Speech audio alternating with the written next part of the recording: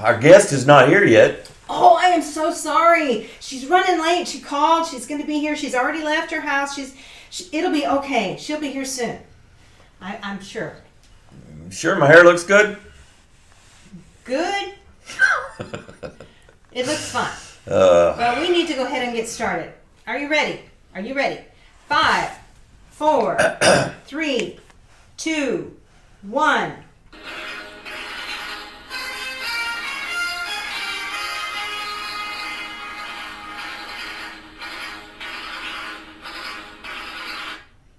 This morning we'll be welcoming into our studio Ethel Mae McBackwoods. She and her husband became overnight sensations on the heels of yesterday's Facebook post. That's right. Their senses of humor and their homespun wisdom touched so many of your hearts that we invited them in today. Not to mention, we had a major cancellation at the last moment, but I'm told she's in the building. Oh, I'm here. Oh, I'm so sorry. I am so sorry. Oh, thank you for inviting me. That woman that called said I needed to wear my mask and my gloves, and I couldn't find my mask. We don't do Halloween at my house, and so we didn't have very many masks. This is the only one I could find. I'm so sorry, but I hope it's okay. And I brought my gloves. I did my gloves. Good morning, Ethel. Good morning. Good morning. Yes. Call me. It was supposed to be a PPE mask. I took care of that before I got here. That's cute. You can take that mask off. Oh, good, because it's messing up my hair. My sister spent lots of time on my hair. Jenny Mae. I'm so sorry that your husband couldn't be with us. Oh, me too. We had such a storm last night. Whoa, it was blowing and raining and muddy and and it tipped over the outhouse. And that scared the goats. And the goats got out through the fence, and he's got to round them up and set up the outhouse again before I get home. It's a messy job. It's a dirty job. It's a smelly job. But somebody's got to do it. I guess so, an outhouse. Mm-hmm. How do you feel this morning after your post went viral? I'm not viral. I am not viral. Well, maybe I'm one of those aseptical people. I hope I'm not making my friends sick. I don't want to make it. Can they get sick in the TV? I hope they can't get sick when they watch us on the TV. I think that's so sorry. very unlikely. I am not sick. I am fine. I'm healthy. Yesterday's online message was about milking life for all it's worth. Right. Skimming the cream off the top of the crop. Yeah, Betsy was doing good. So, well, we need to do those carpe diems because we do those ABCs of thriving in the coronavirus daily. We've been doing them every day. And so yesterday was lucky 13, but so today is 14. Okay, so I assume the letter today is N. N. N is it. So what's your message? Nip. Nip it in the bud. Today we want to talk about nipping it in the bud. And you say, what do I need to nip? Not a nip of the snorting stuff in the bottle. No nipping that way. But we need to nip. Cut it off.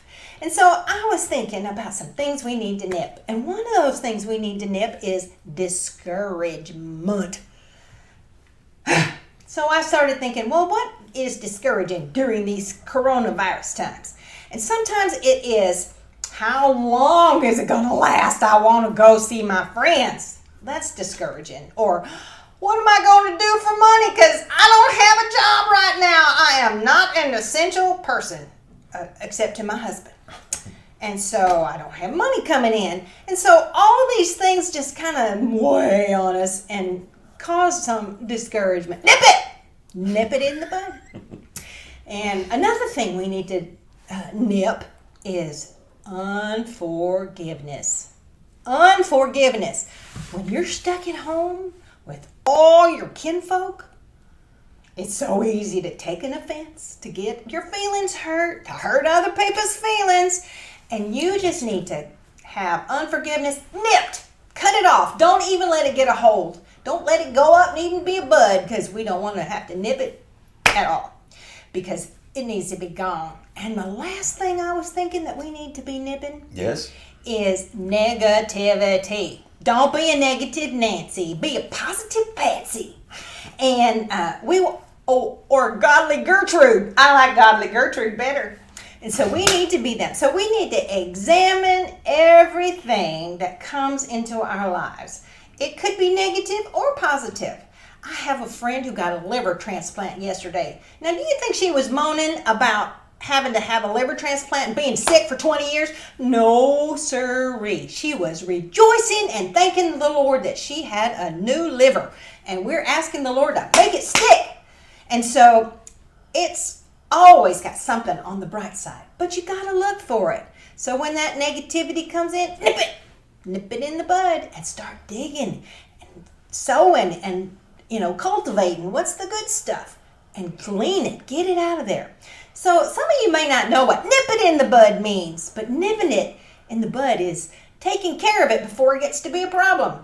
I had a pen. I found these two pens, but I couldn't find my bud pen. I wanted to show you what a bud is, because they're so beautiful. And they're a promise of good things, pretty things. But if they got a disease or they got bugs, you need to nip them before they infect the whole plant. And so we want to nip negativity, we want to nip discouragement, and we want to nip unforgiveness before it gets a time to blossom and just take over. We don't want a big old head of flower that's unforgiveness. We want to nip that little bud before it gets messing with everything. So that's my N-word for today. And I do hope that maybe you'll let us come back another time and we can do another one. I love this. I love everybody's so nice. Thank you so much. Well, it has been very interesting having you with us, Ethel. And so everyone else, get nipping. See you tomorrow. See you tomorrow.